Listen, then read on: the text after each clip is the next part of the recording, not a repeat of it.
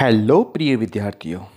आज का अध्याय पवन, तूफान और चक्रवात, ये कक्षा 7 का अध्याय है। तो आज हम इसके बारे में जानते हैं कि पवन क्या होता है, तूफान क्या होता है और चक्रवात क्या होता है। तो करते हैं आज का हमारा अध्याय शुरू। चलते हैं, देखते हैं।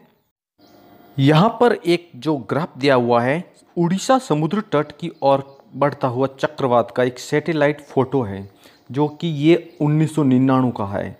यानी कि उड़ीसा राज्य में 18 अक्टूबर 1999 को एक चक्रवात आया था, जिसके कारण वहाँ पर भारी नुकसान हुआ था।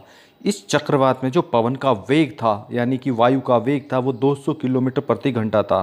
तो हम पवन किसे कहते हैं, पहला हमारा प्रश्न है। तो पवन यानी गतिशील वायु को हम पवन कहते हैं। अब आइए एक प्रयोग करते हैं कि वायु दाब डालती है या नहीं डालती है, जानते हैं। देखो, गर्म पानी के डब्बे पर अगर हम ठंडा पानी डालेंगे तो डब्बा पिचक जाएगा। साइकिल के ट्यूब में हवा भरते हैं तो ट्यूब होता है वो फैल जाता है। पतंग उड़ती है वो हवा के कारण उड़ती है। नौका को हम विपरीत दिशा में, पवन के विपरीत दिशा में आसानी से नहीं चला सकते। तो इसका मतलब है कि वायु दाब डालती है, जिसी के कारण तो ये पतंग उड़ रही है। नौका को हम नहीं चला पा रहे हैं, हवा भरी है ट्यूब में, वो फैल जाती है। पवन का वेग बढ़ने पर वायु दाब घट जाता है। यानी पवन का जितना अधिक वेग होगा उतना ही हमें वायु का दाब कम महसूस होगा, और जहाँ पर पवन का वेग नहीं होगा वायु दाब बढ़ जाएगा। अब जैसे कि एक बच्चा देख रहा है कि बोतल के अंदर कागज़ के टुकड़े को डालने की कोशिश कर रहा है, लेकिन फूंक मारने से वायु का वेग बढ़ जाता है, जिससे उसका दाब कम हो जाता है और कागज़ का टुकड़ा वापस बोतल से बाहर आ जाता है, लेकिन अंदर नहीं जाता है। दूसरा क्रियाकलाप देखते हैं कि दो गुब्बारे लेते हैं और उनके मध्य में हम फूंक मारते हैं। आपको पता है, जब फूंक मारेंगे तो वायु का वेग बढ़ जाएगा, तो वहाँ पर वायु का दाब कम हो जाएगा। जब वायु का दाब कम होगा तो जो दोनों गुब्बारे हैं वो पास में आ जाएंगे, यानी पास में चिपक जाएंगे। तो इस तरह से जहाँ आसपास वाली वायु है वहाँ वायु दाब अधिक है, और जहाँ पर हमने फूंक मारी वहाँ वायु दाब कम है, इसके कारण वो पास में आ जाते हैं। तो ये वायु दाब के प्रभाव है। तीसरा हम क्रियाकलाप करते हैं कि कागज़ की दो पट्टियाँ लेते हैं, एक बड़ी लेते हैं एक छोटी लेते हैं, और हम फूंक मारते हैं तो कागज़ की पट्टियों के बीच में। तो कागज़ की पट्टियों के फूंक मारने से वहाँ के बीच वाली जो वायु है वो वायु हट जाएगी और वहाँ पर वायु दाब कम हो जाएगा, जिससे नीचे वाली पट्टी है वो उठ जाएगी, और वायु दाब अधिक होने के कारण तो इस तरह वो पट्टी उठी हुई हमें दिखाई देती है। ये भी एक कारण है वायु दाब के कारण। अब तीसरा पढ़ते हैं हम कि गर्म पानी पर जब हम एक क्वथन नली के ऊपर गुब्बारा बांधकर उसको डालते हैं गर्म पानी में, तो वह धीरे धीरे फैल जाती है, क्योंकि उसमें भाप होती है, उड़कर चली जाती है और वो गुब्बारे को फैला देती है। और उसी क्वथन नली को गुब्बारे सहित हम जब ठंडे पानी में डालते हैं तो वह गुब्बारा सिकुड़ जाता है, क्योंकि उसके अंदर जो वायु होती है वह, या नमी होती है, वह सिकुड़ जाती है पानी के रूप में और गुब्बारा सिकुड़ जाएगा। इस तरह यह भी वायु का एक प्रभाव है। तीसरा देखते हैं हम कि जब हम खाली कप लेते हैं, दो कप तूले के समान बांध देते हैं, एक को हम गर्म करते हैं तो उसके अंदर जो वायु होती है वह गर्म होकर हल्की हो जाएगी और ऊपर उठ जाएगी, और जो हवा भारी होगी वो नीचे की तरफ रहेगी। जिस तरह से हम चित्र में देख सकते हैं कि वायु गर्म होने पर हल्की हो जाती है, ऊपर चली जाती है, और ठंडी वायु नीचे आ जाती है। यह भी एक क्रियाकलाप है।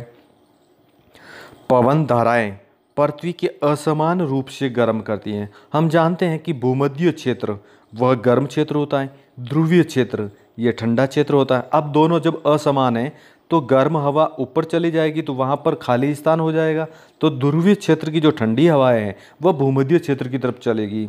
यानी कि भूमध्य क्षेत्र गर्म होता है और ध्रुवीय क्षेत्र ठंडा होता है, इसके कारण ये वायु एक दूसरे दिशाओं की तरफ चलती रहती है, यानी भूमध्य क्षेत्र की तरफ आती है सारी पवनें। अगला जो उदाहरण है कि थल और जल का असमान रूप से गर्म होता है।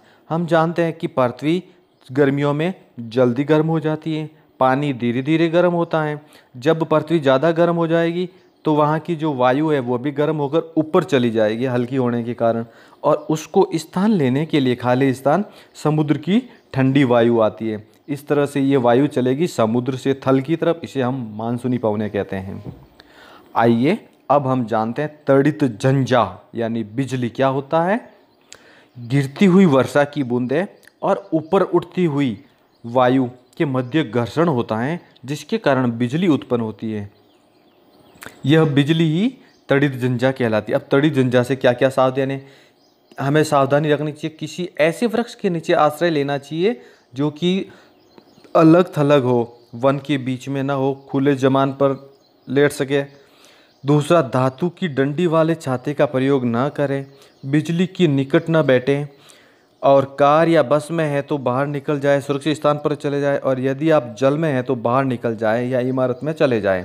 ये बिजली से बचने के लिए, तड़ी झंझा से बचने के लिए सावधानियां हैं जो कि हमें सुरक्षा देती हैं।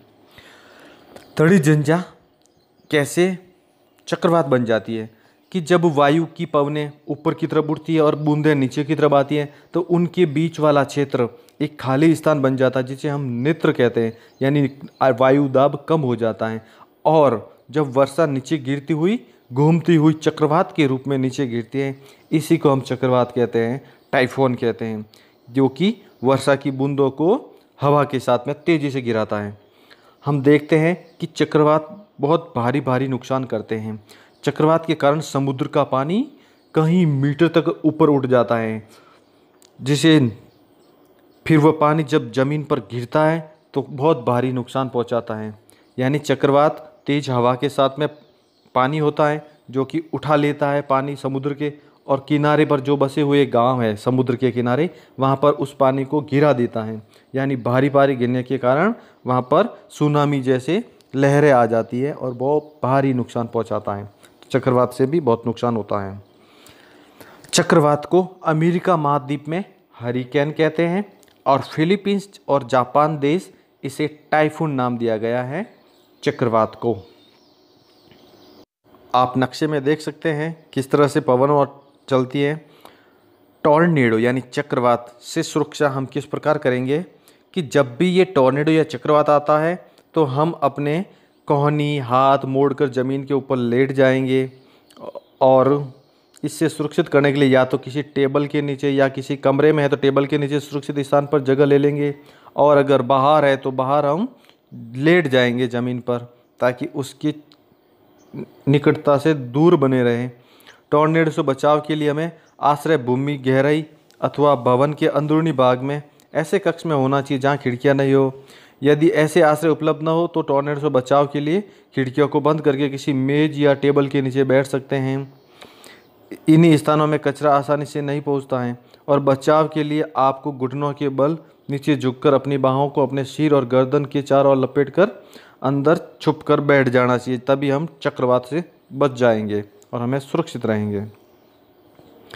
टॉर्नेडो, किसी टॉर्नेडो का प्रतिबिंब दिया हुआ है बहुत भारतीय मौसम विभाग द्वारा। ये चित्र देख सकते हैं आप।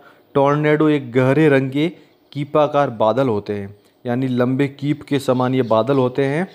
इसकी आकृति कीप के समान रहेगी और ये पृथ्वी की तरफ आते हुए दिखाई देते हैं। यानी कि हमारी हवा घूमती है वो तो आंधी होती है, लेकिन यहाँ पर बादल घूमते हुए पृथ्वी की तरफ दिखाई देते हैं। इसी को हम टॉर्नेडो कहते हैं। अभी जो चित्र दिया हुआ है ये पवन के वेग को मापने का एक वायु दाब मापी है, यानी वायु मापी यंत्र है। वायु को मापता है कि पवन का वेग अभी कितना चल रहा है, कौन सी दिशा में ये पवन चल रही है, या अभी पवन किस दिशा में आ रही है।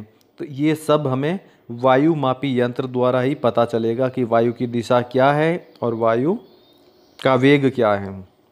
अब आइए जानते हैं चक्रवात प्रभावित क्षेत्रों में क्या क्या सावधानियां रखनी चाहिए। ऐसे क्षेत्रों में ऐसे जल का पीने के लिए उपयोग न करें जो प्रदूषित हो गया हो। गीले स्विच और थंबों से दूर रहे क्योंकि वहां पर बिजली के तारों में से करंट आ सकता है। मनोरंजन के लिए या बाढ़ या चक्रवात पर घूमने के लिए नहीं जाना चाहिए। बचाव दल पर अनावश्यक मांगों की आपूर्ति नहीं करनी चाहिए। जो भी बचाव दल आता है उनसे हमें जितनी ज़रूरत है उतनी ही मांग करनी चाहिए।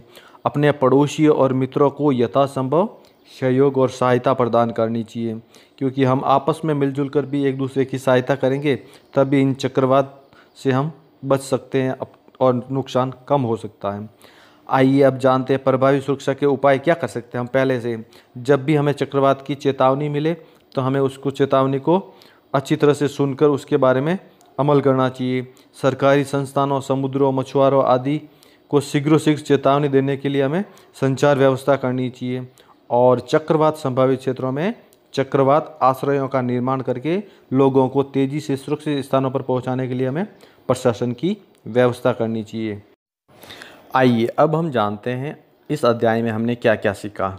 पहला, हमारे आसपास की वायु दाब डालती हैं। वायु गर्म करने पर प्रसारित हो जाती है यानी फैल जाती है, और ठंडा करने पर संकुचित हो जाती है। गर्म वायु तो ऊपर उठती है और ठंडी वायु होती है वह पृथ्वी के पास बनी रहती है यानी नीचे ही रहती हैं। और जब गर्म वायु ऊपर चली जाती है तो उस स्थान पर वायु का दाब कम हो जाता है। तो वहाँ पर वायु दाब कम है, तो जहाँ पर अधिक वायु दाब है वहाँ से इधर आ जाती है कम दाब पर की तरफ। गतिशील वायु को हम पवन कहते हैं। पृथ्वी पर असमान तापन पवनों के बनने का प्रमुख कारण, यानी पृथ्वी अलग अलग गर्म होती है इसीलिए ये पवनें एक स्थान से दूसरे स्थान पर चलती हैं। जल्प वाष्प वाली पवन वर्षा लाती है, यानी ये मानसूनी जो वायु चलती है उसी से वर्षा होती है। उच्च वेग के पवन और वायु दाब के अंतर से ही चक्रवात का निर्माण होता है।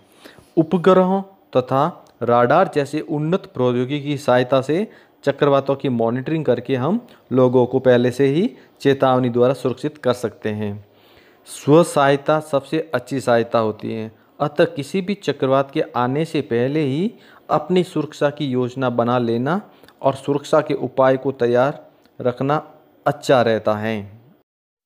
निम्नलिखित प्रवाह चित्र दिया हुआ है, इस परिघटना को समझने के लिए हमारे सहायक होंगे कि जिनके कारण बादलों का निर्माण और वर्षा होती है और तूफान और चक्रवात बनते हैं। दो क्षेत्रों के बीच के अंतर के कारण पवनें चलती हैं, वायु के संबंध धाराएं उत्पन्न होगी है। गर्म वायु ऊपर उठेगी और न्यून वायु दाब क्षेत्र बनेगा। ठंडी वायु उस न्यून दाब की तरफ जाएगी। गर्म वायु ऊपर उठी होती है, उसकी उपस्थिति में जल वाष्प संघनित होकर फिर से बादल बनेंगे और बादल से बड़ी बूंदें होते ही वह भूमि की तरफ गिरेगी, जिसे हम वर्षा या ओला हिमपात के रूप में देखते हैं। वायुमंडल के ऊंचे स्तरों पर पानी को नीचे गिरती बूंदें और ऊपर उड़ती हुई वायु पृष्ठ पर उच्च वेग से गति करती हैं, जिससे त्वरित झंझावात का निर्माण होता है, यानी बिजली का चमकना कहते हैं इसको। मौसम की कुछ परिस्थितियों में झंझावात चक्रवात का रूप धारण कर लेती हैं। इस प्रकार से ये चक्रवात में बदल जाती है, त्वरित झंझावात। आज का अध्याय हमारा यहीं समाप्त होता है। अगले नए अध्याय के साथ हम फिर उपस्थित होंगे। तब तक के लिए जय हिंद, जय भारत।